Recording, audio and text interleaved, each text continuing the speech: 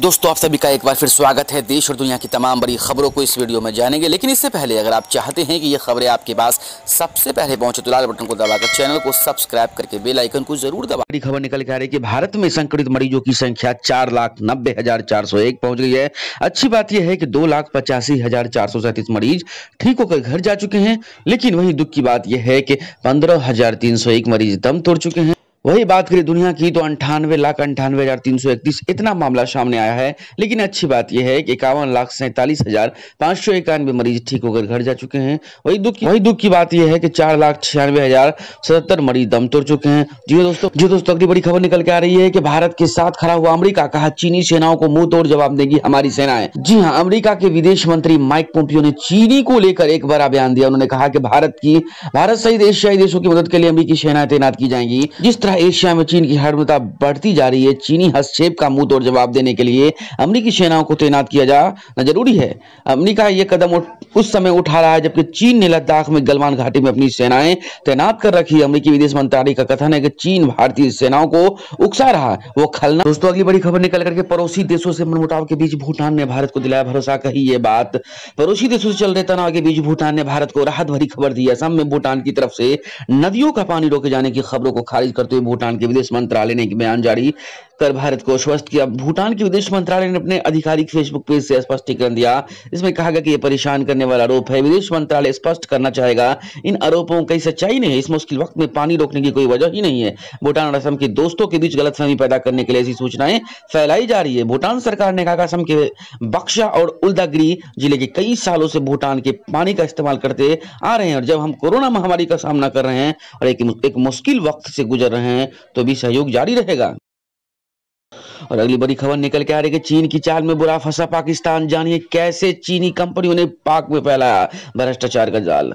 जी हां, चीनी कंपनियों पर पावर प्रोजेक्ट के खर्च में भारी इजाफे का आरोप लगाने के बाद पाकिस्तान अब चीन से बेल्ट एंड रोड अरेंजमेंट पर चर्चा करने में जुटा हुआ है। दोनों देशों के बीच चर्चा का यह दौरा एक ऐसे समय में शुरू हुआ जब कुछ दिन पहले ही पाकिस्तान की कमेटी ने चीनी व घरेलू पावर कंपनियों द्वारा जरूरत से अधिक खर्च का खुलासा किया। कोरोना वायरस महामारी की वजह से गंभीर वित्तीय संकट के इस दौर में Pakistan belt and road development को लेकर बातचीत करने में जुटा है ताकि मौजूदा आर्थिक संकट में उसे कुछ राहत मिल सके। इस्लामाबाद द्वारा जारी कमेटी की रिपोर्ट में कहा गया कि 30 साल की लाइफ टाइम प्रोजेक्ट के लिए हुआनेगन संडोरुई और Port Qasim electronic power company के नाम के कोयल प्लांट्स करीब $3 अरब अतिरिक्त खर्च कर रहे हैं। इसमें ब्याज भुगतान भी शामिल है। इन दोनों प्लांट्स की सेटअप कास्ट पर भी अकेले 32 अरब रुपये अधिक खर्च किए गए। ये रकम ब्याज भुगतान को गलत तरीके से दिखाकर वसूला गया। और अगली बड़ी खबर निकल के आ रही है कि आवेदन के बावजूद 12 लाख किसानों को इसलिए नहीं मिलेंगे पीएम किसान सम्मान निधि स्कीम 6,000 रुपये। जानिए आप भी, मोदी सरकार की सबसे अहम योजनाओं में शामिल पीएम किसान स्कीम को शुरू होने के 18 महीने बाद भी ममता बनर्जी सरकार ने इसे पश्चिम बंगाल में लागू नहीं किया। इसका नुकसान वहां के 70 लाख से अधिक किसानों को उठाना पड़ रहा है। राज्य सरकार की रोक के बावजूद पश्चिम बंगाल के 12 लाख किसानों ने इस स्कीम के तहत आवेदन किया, लेकिन सरकार चाहकर भी इन्हें पैसा नहीं भेज पा रही है। न्यूज़ 18 हिंदी से बातचीत में केंद्रीय कृषि राज्य मंत्री कैलाश चौधरी ने कहा कि इस स्कीम को लागू करने के लिए पश्चिम बंगाल सरकार को कई बार कहा जा चुका है, लेकिन आज तक कोई असर नहीं हुआ। अपने सियासी कारणों से ममता बनर्जी वहां के किसानों का भारी नुकसान कर रही है। उन्होंने राजनीति से ऊपर उठकर किसानों की इस स्कीम को अपने यहाँ लागू कर देना चाहिए ताकि खातों के लिए 6,000 रुपये की मदद मिल सके। पश्चिम बंगाल के अलावा देश के 9.94 किसानों को फायदा मिल। और अगली खबर निकल करके दिल्ली के सभी स्कूलों को लेकर डिप्टी सीएम का बड़ा ऐलान। जी हां, देश में एक तरफ कोरोना वायरस के बढ़ते प्रकोप के चलते कई स्टूडेंट की बोर्ड परीक्षा तक नहीं हो। ऐसे में सरकार के लिए स्कूलों को खोलने का फैसले ले पाना सरकार के लिए बहुत ही मुश्किल हो रहा है। कोरोना के बढ़ते मामलों को देखते हुए फिलहाल देश की राजधानी दिल्ली में स्कूलों को न खोलने का फैसला लिया गया। इस बारे में जानकारी डिप्टी सीएम मनीष सिसोदिया दी। दरअसल शुक्रवार को दिल्ली के डिप्टी सीएम मनीष सिसोदिया ने एक उच्च स्तरीय बैठक की जिसमें दिल्ली में कोरोना के हालातों को लेकर बच्चों की गई फैसला लिया गया। दिल्ली में 31 जुलाई तक स्कूलों बंद। और अगली खबर निकल के आ रही है कि आज जारी होगा यूपी बोर्ड 10वीं और 12वीं के रिजल्ट, ऐसे करें चेक।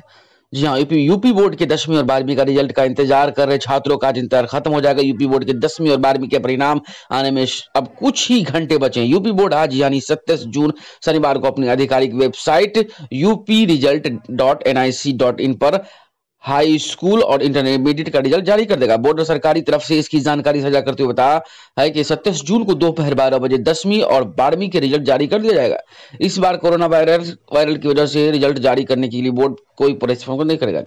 और बढ़ते हैं अगली खबरों में। अगली खबर निकलकर रोजगार के ऐसे ड्रामा जिसकी दूसरी मिसाल बनना मुश्किल, अखिलेश यादव ने आरोप लगाया। समाजवादी पार्टी के राष्ट्रीय अध्यक्ष अखिलेश यादव ने कहा कि भाजपा ने आज 1.25 करोड़ लोगों को रोजगार देने का ऐसा ड्रामा किया जिसकी दूसरी मिसाल मिलना मुश्किल है। प्रदेश में राज्य सरकार कोई इन्वेस्टमेंट मीट कर चुका है। कई MIO होने की खबर छपी, लेकिन अभी तक कहीं एक भी कारखाना लगने की सूचना नहीं है। किसी बैंक ने किसी उद्योगपति को लोन नहीं दिया, कहीं भूमि अधिग्रहण कार्यवाही नहीं की। अखिलेश ने शुक्रवार को बयान जारी कर यूपी सरकार को निशाने पर लिया, कहा कि आत्मनिर्भर रोजगार का दूसरा झूठ यह है कि यहाँ पहले से कुम्हार, हलवाई, राजमिस्त्री आदि अपने धंधे करते रहे। नोटबंदी के बाद लॉकडाउन ने उनका कामकाज ठप कर।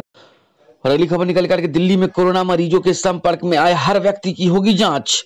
कोरोना मरीज के संपर्क में 15 मिनट रहने वाले हर व्यक्ति की कोरोना जांच होगी, फिर उसके अंदर चाहे कोई लक्षण हो या नहीं। केंद्र के निर्देश पर दिल्ली स्वास्थ्य मंत्रालय ने बढ़ते संक्रमण को रोकने के लिए यह फैसला किया है। यही नहीं, होम आइसोलेशन में रहने वाले कोरोना मरीज के परिवार वालों को भी कोरोना जांच अनिवार्य किया है। कोरोना संक्रमण को देखते हुए दिल्ली भर में घर घर सर्वे का काम शुरू हो गया है। सर्वे के दौरान लोगों के बारे में जानकारी लेने के लिए ऐसी लोगों की सूची तैयार की जा रही है जो पहले किसी ऐसे व्यक्ति के संपर्क में हो जिसके बाद में कोरोना हुआ। उन सभी लोगों को नजदीकी सरकारी डिस्पेंसरी में जांच कर।